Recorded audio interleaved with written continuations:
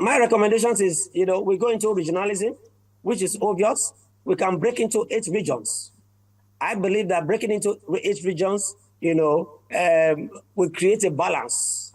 The way it is constituted now is not balanced.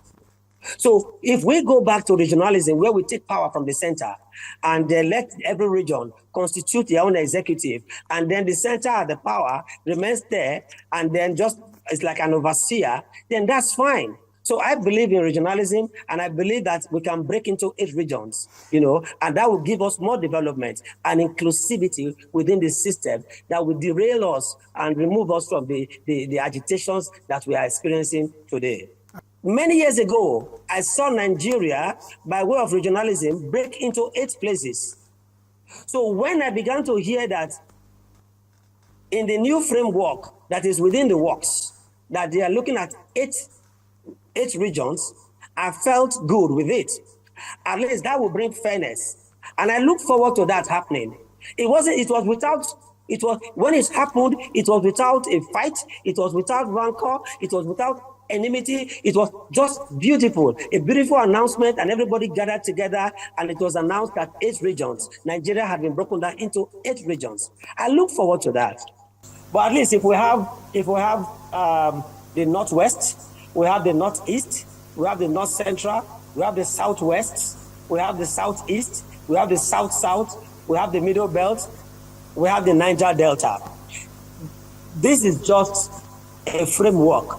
Now, if we have all of that, and we already have an existing 6, now it depends on the National Assembly to now know the details of how to break that down. For us, we are looking at, let us create a balance with 8 regions. We should decentralize power. When we decentralize power, then we give autonomy to the regions, and make them closer to the people.